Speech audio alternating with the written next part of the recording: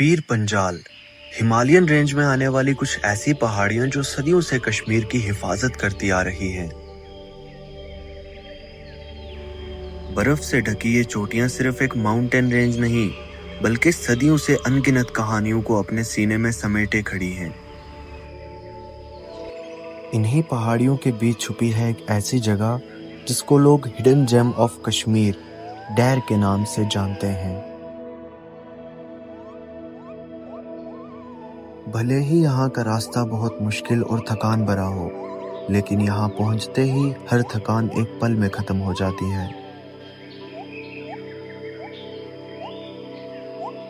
और आज हम जा रहे हैं इसी डैर को एक्सप्लोर करने, इसका इतिहास जानने और ये जानने कि आखिर क्यों इसको हिडन जेम ऑफ कश्मीर कहा जाता है। तो हमारे आज के सफर की शुरुआत होती है बफलियाज ब्रिज से। तो अभी हम हैं बफलियाज ब्रिज पे और यहाँ से हम लोग शुरू करेंगे अपना डैर का सफर।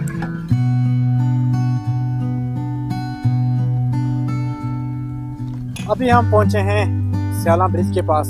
तो यहाँ पे ये इंडिया का मैप और इस पे ये खूबसूरत तिरंगा बना हुआ। तो यहाँ से आगे हमें स्कूटी पे 1 घंटा और लगेगा, उसके बाद 2-3 घंटे की ट्रैकिंग है। कुछ टाइम चलने के बाद हम पहुंचे इस ब्रिज पे, जहां से एक टाइम पे लोग पैदल उस पार जाया करते थे। और क्योंकि बीच में कोई कनेक्टिविटी नहीं थी तो वहां की गाड़ियों की सर्विस भी वहीं पर हुआ करती थी। लेकिन इस ब्रिज के बनने के बाद यहाँ के लोगों की जिंदगी बहुत आसान हो चुकी है।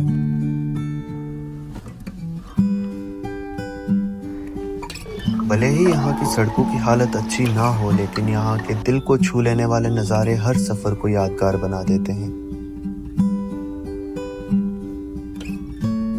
इसके बाद शुरू होता है हमारा पैदल का सफर, जिसमें हमें 2 घंटे की ट्रैकिंग करनी होती है।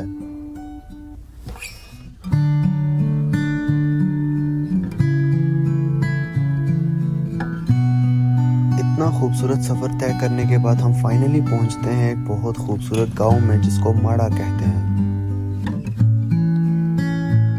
यहाँ पर ज्यादातर कश्मीरी और पहाड़ी लोग बसते हैं और यहाँ से डैर तक का रास्ता सिर्फ 15 मिनट का है। इसी रास्ते के लेफ्ट साइड में हमें चंडीगढ़ और मुगल रोड का एक खूबसूरत नज़ारा देखने को मिलता है।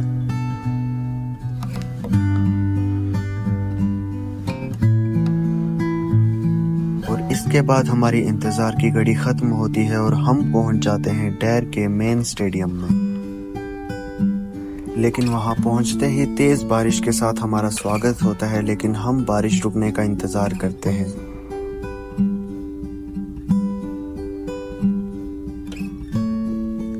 यहाँ पर जो प्लेयर्स मैच खेलने के लिए आते हैं उनका खाना और रहना यहीं पर होता है।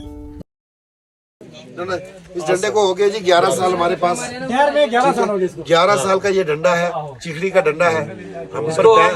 हमने नाम रखा हुआ है आसा। आसा, कमराल अब्दाल का आसा। हाँ, 11 साल से डंडा हमारे पास है जी, फर्स्ट क्लास। ये वैसे तो बैन है, ऐसे पच रहा है जैसे प्लास्टिक का हो गया। थोड़ी ही देर में बारिश भी खत्म हो जाती है और हम चले जाते हैं यहाँ से एक छोटा सा वाटरफॉल देखने के लिए। हमें यहाँ पर मिलते हैं शौकत भाई, जो बनते हैं हमारे टूर गाइड और हमें लेकर के जाते हैं वाटरफॉल के पास। हम जा रहे हैं डैर से नीचे दरिया पे जाएंगे, अभी वहाँ से सीधा एक हमारा वाटरफॉल है, ये सामने पा रहे हैं, वहाँ पे इधर हम जाएंगे। तो भाई साहब रास्ते काफ़ी स्लिपरी हैं, तो अजकी भाई आप मेरे मैनेजर आप आराम से चलना, क्योंकि देख सकते हो कि बारिश काफ़ी हुई है, तो पाँव आराम से रखें, प्यार से जी को पोड़ गया।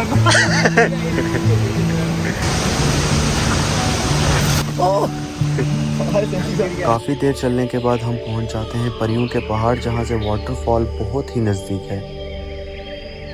इसके बाद हम इस ब्रिज की तरफ चले जाते हैं, क्योंकि हमें वाटरफॉल तक पहुंचने के लिए इस ब्रिज को क्रॉस करना होगा। तो अभी मेरे साथ हैं शौकत भाई। तो शौकत भाई हमें बताएंगे कि ये जो जगह है, जो दरिया है, उसके बारे में सब कुछ बताएं। ये जो दरिया क्रॉस करके सामने जो पहाड़ी दिखाई दे रही है, इससे आगे आती है चई से ऊपर वो चई, वहाँ पे चई से ऊपर घूम के वहाँ आती है ऊपर गिरजिन गली। वो टॉप आप दिखाओ। हाँ, ये टॉप है जो इसके पीछे गिरजिन गली आती है, फिर वहाँ से पीछे सावन लेक हमारे स्टार्ट हो जाता है। ये जो दरिया ये सुख साइड से होता हुआ यहाँ पे आ रही है। हाँ नहीं, ये सुख साइड से नहीं, ये पीछे मरे वाली साइड से यहाँ से आता है। आता है मतलब हाँ, सावन लेक वाली साइड से आता है। ये पीछे जो ग्राल टॉप पे है ना, वो मर्ग वहाँ से ये फ्लैश का होता है। सारे लोकेशन पे जो आते हो काफी पानी होगा। ये पानी बहुत ठंडा होता है। हम नीचे जाके देखेंगे पानी को भी और दिखाएंगे आपको। इसके बाद फाइनली हम उस ब्रिज तक पहुंच जाते हैं जिसको क्रॉस करके हमें उस वाटरफॉल तक पहुंचना था।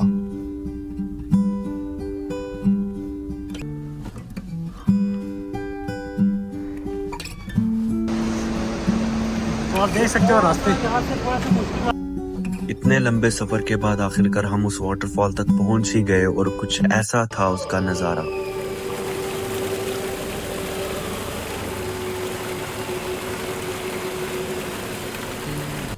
इसके बाद हम वापस ग्राउंड की तरफ निकल पड़े, लेकिन रास्ता बहुत ही मुश्किल था।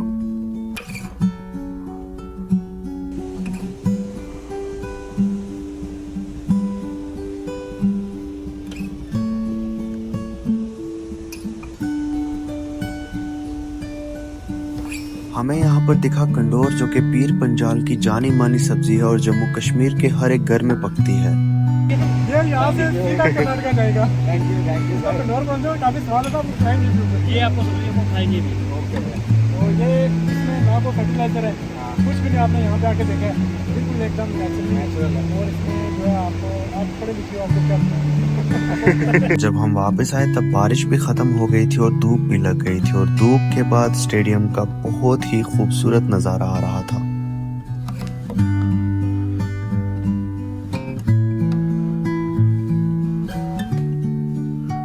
डैर के ग्राउंड में क्रिकेट 1983 से चलता आ रहा है और यहाँ का क्रिकेट कम और फेस्टिवल ज्यादा होता है।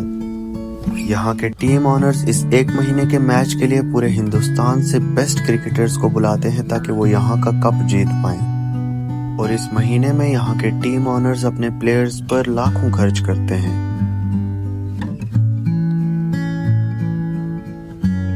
और यहाँ पर क्रिकेट देखने के लिए लोग डिस्ट्रिक्ट पुंछ के हर एक इलाके से आते हैं।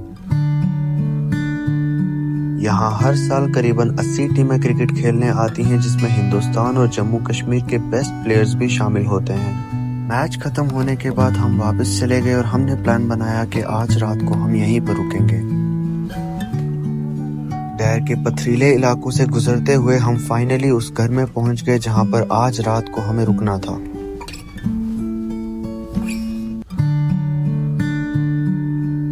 इस घर के बाहर से पूरे गांव का एक बहुत ही खूबसूरत नजारा दिखता है। आज है हमारा डैर में दूसरा दिन और आज हमें जाना है ग्राउंड में एक क्रिकेट का मैच खेलने। कुछ ही देर में यहाँ की खूबसूरत वादियों से चलते हुए हम डैर के ग्राउंड में पहुंच जाते हैं। तो यहाँ पे एक मेमोरी के लिए एक यादगार यहाँ पे बनाई है। तो यहाँ पे 2004 में जब मिलिटेंसी पीक पे थी, तो यहाँ पे दो बंदे, एक बाप और एक बेटा, यहाँ से अपनी डॉग में जा रहे थे। तो यहाँ पे कुछ मिलिटेंट्स आए, तो उन्होंने कुछ उनसे डिमांड रखी, कुछ ऐसा कुछ हुआ, मुझे एग्जैक्टली पता नहीं है। तो उन्होंने मिलिटेंट्स को साफ मना कर दिया कि हम आपकी हेल्प नहीं कर सकते या कुछ ऐसा। तो फिर मिलिटेंट से जो बाप था उसको पहले गोलियाँ मारी। तो जैसे बाप को गोली लगी तो जो बेटा था उसने जो है उनके ऊपर पलटवार किया, उनके ऊपर हमला किया और एक मिलिटेंट की जो बाजू है वो उसने उसकी बाजू तोड़ दी थी। तो जैसे उसने हमला किया तो जो बाकी मिलिटेंट थे तो उन्होंने बेटे को भी गोलियां मार दी और दोनों यहाँ पे शहीद हो गए। तो आप देख सकते हो ये उनकी याद में यहाँ पे जो बनाया, तो इस पर लिखा हुआ पूरी डिटेल बताई हुई है। तो डेट थी तब 2 अगस्त 2004 की ये बात है, शायद 6 अगस्त 2004 जुमा का दिन था, सुबह 10 बजे। इसके बाद हम ब्रेकफास्ट करके मैच के लिए निकल जाते हैं।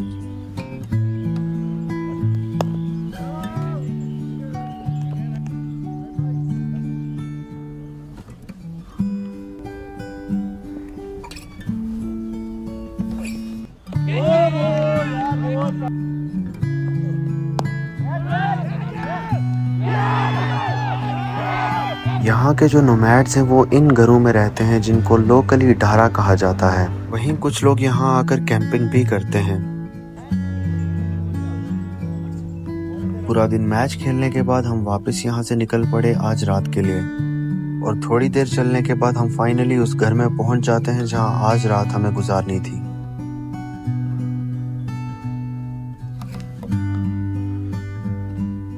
आज की सुबह के साथ हमारी डॉक्यूमेंट्री भी खत्म होती है, लेकिन डैर ने हमें ये बात याद दिलाई कि सबसे खूबसूरत जगहें अक्सर उन रास्तों के आखिर में मिलती हैं जहां पहुंचना आसान नहीं होता। भले ही हमारी डॉक्यूमेंट्री यहीं खत्म हो रही हो, लेकिन हमारा सफर अभी भी जारी है। हम फिर मिलेंगे एक और अनजानी मंजिल, एक और नई कहानी और एक नए तजुर्बे के साथ।